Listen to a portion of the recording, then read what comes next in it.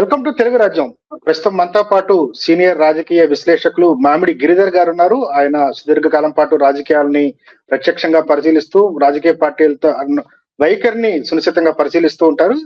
ఈ ఆంధ్రప్రదేశ్ లో జనాభా తగ్గిపోతుంది అనే ఉద్దేశంతో, మానవ వనరుల కొరత ఏర్పడుతుందనే ఉద్దేశంతో రాష్ట్ర ప్రభుత్వం ఒక కొత్త పథకాన్ని ప్రారంభించింది. పిల్లలై సంపద పేరుతో మూడో బెడ్ని, నాలుగో బెడ్ని కనే వారికి నగదు ప్రోత్సాహకాలను ప్రకటించింది. ఈ నేపథ్యంలో దానికి సంబంధించిన విధి విధానాలను ప్రకటించింది. భవిష్యత్తులో దాని అవసరమైన మార్పులు చేర్పులు చేస్తామని చెప్తుంది. అయితే దీనిపైన భిన్నాభిప్రాయాలు వ్యక్తం అవుతున్నాయి. జనాభా పెరుగుదల, జనాభా కొరత, యువతరం కొరత, దానిపైన భిన్నాభిప్రాయాలు ఉన్నప్పటికీ ప్రభుత్వం ప్రకటించిన నగదు ప్రోత్సాహకాలపైన రకరకాల ఒపీనియన్స్ వ్యక్తం అవుతున్నాయి. మామిడి గిరిధర్ గారిని అడిగి తెలుసుకున్నాం. సార్, మీరు చూశారు, ముఖ్యమంత్రి చంద్రబాబు నాయుడు గారు చేసిన ప్రకటనని అంటే స్వాగతించాలా, లేకపోతే అందులో ఏమన్నా లోటుపాట్లు ఉన్నాయనుకోవాలా?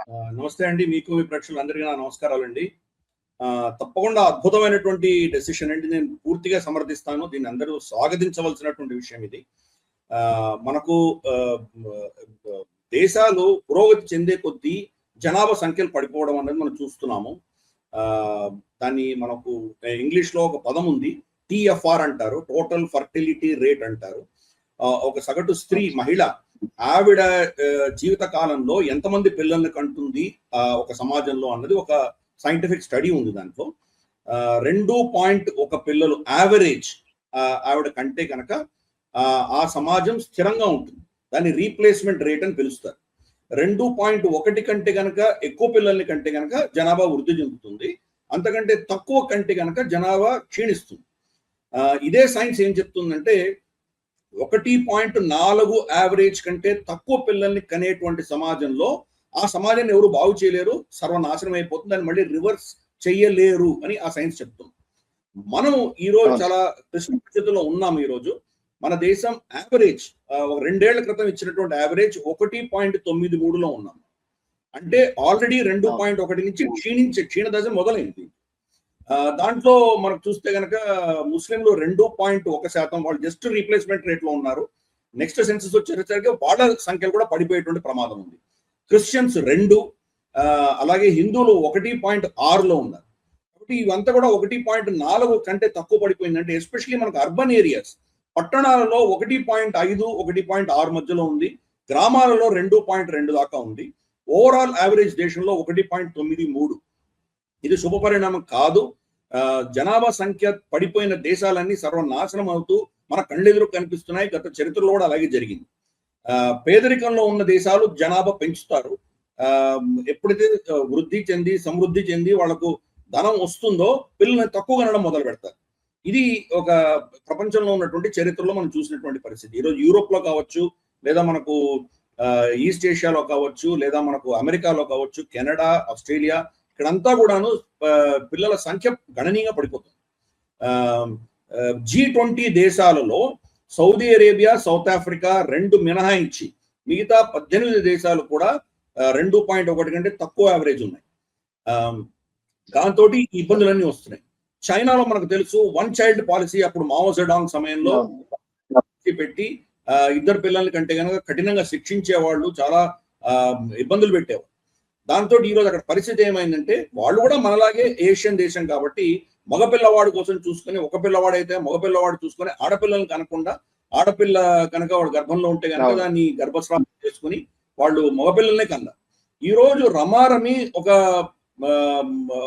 25-30 లక్షల మంది మగపిల్లలకి ఆడపిల్లలు లేరు పెళ్లిళ్ళు చేసుకోవడం. అటువంటి పరిస్థితి వచ్చింది. సంవత్సరానికి కనీసం అంటే 3 నుంచి 4 వేల స్కూళ్లు మూతలు పడుతున్నాయి. ఈరోజు చైనాలో దుర్భరమైన పరిస్థితి ఉంది. మన భారతీయ TFR మీకు చెప్పాను 1.93. చైనాలో ఈరోజు TFR వచ్చి 0.96. అంటే ఒక పిల్లని కూడా సగటు స్త్రీ తన జీవితంలో ఒక పిల్లని యావరేజ్ కనట్లేదు. కాబట్టి ఆ సమాజాన్ని బాగు చేయడం అనేది ఇంపాసిబుల్. అంతకంటే దరిద్రంలో ఉన్నది సౌత్ కొరియా. సౌత్ కొరియాలో 0.86. ఎంత సంపన్నమైన దేశాలు ఈ రెండు కూడా. సౌత్ కొరియాలో వాళ్ళకు ఉన్నటువంటి పర్ క్యాపిటల్ ఇన్కమ్ మొత్తం ఆసియా ఖండంలోనే maximum per capital income south Korea. కాబట్టి ధనం పెరిగే కొద్దీ పిల్లలను తక్కువ కనడం అనేది మనం చూస్తున్నాం. జపాన్ అదే పరిస్థితి, జపాన్ 1.1. కాబట్టి ఇవన్నీ కూడా దేశాలు సర్వనాశనం అవుతున్నాయి. యూరోప్ ఏం చేసిందంటే, వాళ్ళ జనాభా కూడా ఇలాగే పడిపోతుంటే ఇల్లీగల్ ఇమిగ్రెంట్స్ ని వాళ్ళు పర్మిట్ చేశారు. ఇల్లీగల్ ఇమిగ్రెంట్స్ ఆఫ్రికా నుంచి, తర్వాత ఆసియా ఖండం నుంచి, ఎస్పెషల్లీ ఆఫ్ఘనిస్తాన్, సిరియా, పాకిస్తాన్ ఇటువంటి దేశాల నుంచి వచ్చేసరికి వాళ్ళకి లేబర్ ఉంటుంది అని చెప్పేసి వీళ్ళు పర్మిట్ చేశారు. వాళ్ళ పొలాల్లో కానీ, వాళ్ళ కన్స్ట్రక్షన్ పనుల్లో కానీ ఇటువంటి వాటికి పనికొస్తారని చెప్పేసి ఈ లెఫ్టిస్ట్ భావజాలం ఉన్నటువంటి ప్రభుత్వాలు, ఆంజెలా మెర్కెల్ లాంటి వాళ్ళు దాన్ని పర్మిట్ చేశారు. దాంతో ఈ రోజు అక్కడ సమాజం అస్థిర వాతావరణంలో మనం చూస్తున్నాము. ప్రతిసారి న్యూ ఇయర్స్ డే రోజు కానీ, లేదా అక్టోబర్ ఫెస్ట్ అని చెప్పేసి మనకు జర్మనీలో జరుగుతుంది. అక్కడ ఆడపిల్లలు ఎలా మానభంగాలు చేస్తున్నారు, ఎటువంటి లైంగిక వేధింపులకు గురి చేస్తున్నారు మనం చూస్తున్నాం. కాబట్టి జనాభా సంఖ్య పడిపోతే వచ్చేటువంటి పరిణామాలు తీవ్రంగా ఉంటాయి. ఈ రోజు చైనాలో వాళ్ళకు ఏమంటారంటే, మనకు సైన్యంలో భర్తీ చేయడానికి వాళ్ళ పిల్లలు తగ్గిపోతున్నారు. వాళ్ళకు ఫ్యాక్టరీలో పనిచేయడానికి పిల్లలు తగ్గిపోతున్నారు. అందుకనే ఇంకా రోబోట్లు పెట్టుకోవాల్సిన పరిస్థితికి వస్తుంది ఆ దేశం. కాబట్టి ఇటువంటి పరిస్థితి మన దేశానికి రాకూడదు అని చెప్పేసి మన నేతృత్వం, పొలిటికల్ లీడర్షిప్ దీని గురించి సీరియస్ గా ఇప్పుడే కనుక దాన్ని ఫోకస్ పెట్టకపోతే మనం కూడా 1.4 కంటే కింద పడిపోయామంటే మనం కూడా అదే అధోగతిలో వెళ్ళిపోతాం. అందుకనే చంద్రబాబు నాయుడు గారు ఇచ్చిన ఈ స్టేట్మెంట్ చాలా అద్భుతమైన స్టేట్మెంట్. ఇప్పుడు ఇవ్వాలి, అన్ని రాష్ట్రాలు ఇవ్వాలి, కేంద్ర ప్రభుత్వం కూడా దీనికి పథకాలు తీసుకురావాలని నేను కోరుకుంటున్నాను. అఫ్ కోర్స్ మోదీ గారు గతంలో ఆర్ఎస్ఎస్ 100 సంవత్సరాలు పూర్తి చేసుకున్న సందర్భంగా కూడా ఆయన చెప్పారు మన పిల్లల సంఖ్య పెంచుకోవాలి అని ఆయన కూడా స్టేట్మెంట్ ఇచ్చారు. అలాగే ఆర్ఎస్ఎస్ అధినేత సర్సన్ చాలక్జీ, మోహన్ జీ భాగవత్ కూడా ఆయన ఒక సందర్భంలో పిల్లల సంఖ్య పెరగాలి అని ఆయన కూడా చెప్పారు. అది దాని వెనకాల ఉన్న కారణం ఇది. మన పాపులేషన్ తగ్గిపోతే క్షీణిస్తాం. జపాన్ ఒక 20-30 సంవత్సరాల వరకు కూడాను ప్రపంచంలో 2వ పెద్ద ఎకానమీగా ఉండేది. వాళ్ళ పాపులేషన్ పడిపోయేసరికి వాళ్ళు ఈరోజు క్షీణించారు. చైనా పాపులేషన్ పెరిగింది కాబట్టి వాళ్ళు పెరిగారు. ఇప్పుడు చైనా పాపులేషన్ క్షీణిస్తుంది కాబట్టి వాళ్ళు తగ్గుముఖం పట్టారు. యూరోప్ అదే పరిస్థితి. ఎక్కడెక్కడ పాపులేషన్ పడిపోయిందో వాళ్ళ ఎకానమీస్ కూడా పడిపోయింది. అందుకని చాలా కేర్ఫుల్ గా ఉండాలి. మనం కూడా ఆల్రెడీ డిక్లైనింగ్ లో ఉన్నాం కాబట్టి మనందరం కూడా చంద్రబాబు నాయుడు గారు చెప్పింది తప్పకుండా స్వాగతించే తీరాలి. అంటే చంద్రబాబు గారు చెప్పిన నగదు ప్రోత్సాహకం 3వ బిడ్డకి 4వ బిడ్డకి 30,000 40,000 ఇస్తామనే ప్రోత్సాహకం బానే ఉంది, అవసరం కూడా ఉంది, జనాభా అవసరం కూడా ఉంది. కానీ రెండో వైపు పిల్లల్ని కనటం ఒక ఎత్తు అయితే, వాళ్ళని పెంచి పెద్ద చేసి ప్రయోజకులను చేసి వాళ్ళకు ఒక భవిష్యత్తుని, భరోసాని, ఉద్యోగాన్ని, ఉపాధి ఇవ్వటంలో ప్రభుత్వాలు కొంత విఫలమైనట్టు కనిపిస్తుంది. చాలా మంది చూస్తున్నాం, మనకి ఇక్కడ డీబీటీ పథకాల ఇంప్లిమెంటేషన్ వల్ల వ్యవసాయ కూలీలు దొరకటం లేదు. దాదాపు 15-20 ఏళ్లుగా తెలుగు రాష్ట్రాల్లో చూస్తే బెంగాల్ నుంచి కానీ, లేకపోతే జార్ఖండ్ నుంచి కానీ, ఒరిస్సా నుంచి అట్లా వస్తున్నారు. ప్రతి డైరీ ఫార్మ్స్ కానీ, హోటళ్లలో కానీ లేబర్స్, లేకపోతే కన్స్ట్రక్షన్ వర్కర్స్. ఇక్కడ మన దగ్గర జనాభా లేకపోవటం ఒక ఎత్తు, పనిచేసే మానవ వనరులు కూడా కొరత ఏర్పడుతుంది. ఈ రెండింటిని ఎట్లా బ్యాలెన్స్ చేసుకోవాలి సార్? అంటే మీరు పిల్లల్ని కంటం ఓకే, కానీ దాన్ని వాళ్ళని ఒక సరైన దారిలో పెట్టడం, వాళ్ళకి ఒక భవిష్యత్తు ఇవ్వటం ఎట్లాగంట? తప్పకుండా ఇచ్చేటువంటి అవకాశాలు ఉన్నాయి. ఈ రోజు అప్పటి పాత భారతదేశం కాదు, ఇప్పుడు చాలా అవకాశాలు వస్తున్నాయి. మనకు 2 లక్షల పైచిలకు ఈ రోజు స్టార్టప్ కంపెనీలు ఉన్నాయి మన దేశంలో. 150 పైచిలకు మనకు ఈ రోజు యూనికార్న్స్ ఉన్నాయి. ఈ రోజు దేశంలో అద్భుతమైనటువంటి పురోగతి జరుగుతోంది. మనకు డిఫెన్స్ రంగం కావచ్చు, స్పేస్ రంగం కావచ్చు, ఇటువంటివన్నీ ఓపెన్ అప్ అవుతున్నాయి. వ్యవసాయంలో కూడా మనం చాలా మార్పులు తీసుకురావాలి. కేంద్ర ప్రభుత్వం ప్రయత్నం చేస్తే మనం చూసాం దానికి ఎటువంటి ఇదొచ్చిందో, స్పందన వచ్చిందో, దాంతో వాళ్ళు విత్డ్రా చేసుకోవాల్సి వచ్చింది. కానీ రాష్ట్ర ప్రభుత్వాలు చేయొచ్చు. రాష్ట్ర ప్రభుత్వాలు అటువంటి కీలక నిర్ణయాలు వాళ్ళు తీసుకోవడానికి వాళ్ళు సమర్థులు, వాళ్ళు చేసి తీరాలి. ఎందుకంటే ఈ రోజు ఎప్పుడో మొహంజదారో హరప్పాలో చేసేటువంటి వ్యవసాయమే ఈ రోజు కూడా కొనసాగిస్తుంది. వరి పండిస్తాము, లేదా మనం పత్తి పండిస్తాము, లేదా మిరప, కూరగాయలు పండిస్తాము. పండించినవి అలాగే మనం అమ్ముతున్నాం. దాన్ని ప్రాసెసింగ్ చేయట్లేదు, దాంట్లో ఉన్నటువంటి విలువలు తీసుకురావట్లేదు. అది కూడా మెకనైజ్డ్ ఫార్మింగ్, దాన్ని ఒక విధమైన అడ్వాన్స్ ఫార్మింగ్ టెక్నిక్స్ మనం వాడట్లేదు. మనకి ఈరోజు వరి పండించాలంటే ఎంత నీళ్లు వృధా చేసుకుంటున్నాం మనం. అంతంత వరి పండించి మనం గోడౌన్లో పెట్టి మురగబెట్టి అది కుళ్ళిపోయిన తర్వాత లిక్కర్ కంపెనీలు అనుకుంటున్నాం. దాని బదులు మనం ఇక్కడ దాన్ని ఫుడ్ ప్రాసెసింగ్ ఇండస్ట్రీకి తీసుకెళ్ళగలిగితే కనుక అద్భుతాలు సృష్టించవచ్చు. మనకు వంట నూనెకు మనకు షార్టేజ్ ఉంది. ఎక్కడో మలేషియా, ఇండోనేషియా నుంచి ఇంపోర్ట్ చేసుకోవడం ఎందుకు, మన దేశంలో ఎందుకు చేసుకోకూడదు? అలాగే మనకు చూస్తే కనుక ఇప్పుడు బయోఫ్యూల్ వస్తుంది. బయోఫ్యూల్ కి సంబంధించి మనం చాలా పంటలు పెట్టచ్చు. అలాగే ఇందాక నేను చెప్పినట్టు మిరప తీసుకుందాం. మిరప మనం ఎప్పుడో నేను ఇందాక చెప్పినట్టు మొహంజదారో సమయంలో దాన్ని పంట పండించిన తర్వాత దాన్ని ఎండబెట్టి పొడి చేసుకొని వంటల్లో వాడుకునేవాళ్ళం. ఇప్పుడు అదే చేస్తున్నాము. కానీ దాంట్లో ఒక కెమికల్ ఉంటుంది, ఓలియోలెసిన్ అని ఒక కెమికల్ ఉంటుంది. ఆ ఓలియోలెసిన్ కెమికల్ ఎక్స్ట్రాక్ట్ చేయడం అనేది మన దేశంలో చాలా తక్కువ, లేదని చెప్పాలి. అది పాశ్చాత్య దేశాల్లో ఉంది. అది చేస్తే మనకు తెలుసు కదా, పార్లమెంట్ లో తెలంగాణ బిల్లు పెట్టినప్పుడు లగడపాటి రాజగోపాల్ గారు పెప్పర్ స్ప్రే కొట్టారు. ఆ పెప్పర్ స్ప్రేలో వాడతారు దాన్ని. అలాగే భోజనం చేసేటప్పుడు 10 మిరపకాయల దగ్గర ఒక చుక్క వేస్తే చాలు, అటువంటి కాన్సన్ట్రేట్స్ వస్తాయి దాంట్లో. అలాగే మన పెయింట్స్ లో దాన్ని వాడతారు. యాంటీ టర్మైట్, చదలు పట్టకుండా ఆ పెయింట్ ని తయారు చేసుకోవచ్చు. క్యాన్సర్, యాంటీ క్యాన్సర్ డ్రగ్ లో వాడచ్చు. ఇటువంటివి ఎన్నో. అలాగే మనకు పెస్టిసైడ్స్, మనకు పురుగులు పట్టకుండా, క్రిమికీటాలు పట్టకుండా పంటల మీద వేయచ్చు. ఇన్ని దానివల్ల లాభాలు ఉన్నా మన దేశంలో తయారు చేయట్లేదు. మనం మిరప పండిస్తున్నాము, ఎండబెట్టి అమ్ముతున్నాం, అంత తప్పితే ఏం చేయట్లేదు. పసుపు తీసుకుందాం, నిజామాబాద్ లో అంత పసుపు పండుతుంది. దాన్ని ఏమైనా చేస్తున్నారా? వాళ్ళు ఉన్న పసుపును అలాగే అమ్ముతున్నారు. ఎవరో అమెరికాలో దానికి పేటెంట్ తీసుకుంటాడు, టర్మరిక్ లట్టే అనేదో పేరు తీసుకుంటాడు. మనం ఎందుకు లేము అక్కడ? మనకు ఇక్కడ మనకు కోస్తా ప్రాంతంలో మనకు పనస పండుతుంది, అలాగే మనకు సంపెంగ పండుతుంది. దాన్ని ఏమైనా ప్రాసెసింగ్ చేస్తున్నామో మనం? ఉన్నట్టుగా అమ్ముకుంటున్నాం కదా. సో ఇది మనకు ఉన్నటువంటి పరిస్థితి. మన నెక్స్ట్ లెవెల్ కి తీసుకెళ్తే కనుక ఉపాధి కల్పన అన్నది జరుగుతుంది, వాల్యూ యాడ్ అన్నది జరుగుతుంది. రైతు పిల్లలకి వాళ్ళకి నెక్స్ట్ లెవెల్లో వాళ్ళకు ఉద్యోగ అవకాశాలు ఉంటాయి, ఆటోమేషన్ జరుగుతుంది. కాబట్టి ఆ దిశగా రాష్ట్ర ప్రభుత్వాలు, కేంద్ర ప్రభుత్వాలు పని చేయాలి. కానీ ఈ రోజు మీరు అన్నట్లు వ్యవసాయం చేయడానికి కూడా కూలీలు లేరు. మనం ఎక్కడ నుంచి తెచ్చుకుంటాం? మన రెండు రాష్ట్రాల్లో ఉన్నటువంటి గో సేవ ఏదైతే ఉందో, మనం ఏవైతే మనకు గోశాలలు ఉన్నాయో వాళ్ళందరూ బీహారీలో ఉన్నారు. మన తెలుగు రాష్ట్రాల నుంచి ఎవరు? ఎందుకది? ఎందుకంటే మనం ఆ స్కిల్ సెట్స్ కోల్పోయాము. అటువంటి పరిస్థితిలో మన పిల్లలు కనకపోతే ఇంకా అదో పదాల్లో వెళ్ళిపోతాం, ఇంకా దారుణంగా వెళ్తాం. ఫ్యాక్టరీలు, ఈ రోజు మనం ఐటీ కంపెనీలు పెట్టినా, ఫ్యాక్టరీలు పెట్టినా ఎక్కడి నుంచి వస్తున్నారు? వాళ్ళు ఎక్కడి నుంచో వస్తున్నారు. తెలుగు వాళ్ళు ఎక్కడ ఉన్నారు దాంట్లో? మనకు ఈ రోజు మనకు హైటెక్ సిటీ తీసుకున్నాం హైదరాబాద్, తెలుగు వాళ్ళు ఎంత 1% ఉన్నారు దాంట్లో. కాబట్టి ఇది మన పరిస్థితి. కాబట్టి మన పిల్లలు మనం కనకపోతే వాళ్ళకు ఉద్యోగ అవకాశాలు వస్తాయి, తప్పకుండా వస్తాయి. అన్ని ప్రభుత్వాల మీద నెత్తి వేయడానికి లేదు. సమాజం కూడా బాధ్యత తీసుకోవాలి. మనకు కుటుంబాలు, సమాజం బాధ్యత తీసుకుంటే కనుక తప్పకుండా ఇది జరుగుతుంది. ప్రభుత్వమే ప్రభుత్వ ఉద్యోగాలు ఇవ్వాలి అని పెట్టుకుంటే కనుక ఏ దేశం బాగుపడదు.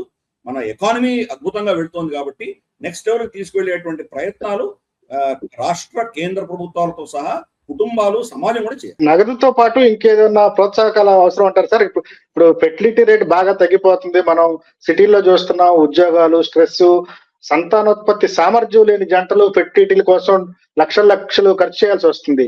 ఇంకా అంటే ప్రభుత్వం 30,000 నగదు 40,000 కాకుండా సంతానోత్పత్తికి సంబంధించిన మెరుగైన పరిష్కారాలు ఇంకేమన్నా చూపెడితే బాగుంటుంది అంటారా? తప్పకుండా అండి. దీని మీద సైంటిఫిక్ స్టడీ జరగాలి. ఎందుకు పిల్లల ప్రొడక్షన్ అనేది తగ్గిపోతుంది, ఎందుకు ఈ రోజు మనకు ఆ క్షమత మగవాళ్ళలో కానీ ఆడవాళ్ళలో కానీ ఎందుకు ఆ ఇబ్బందులు వస్తున్నాయి, దానికి కారణాలు ఏంటి మనం అర్థం చేసుకోవాలి.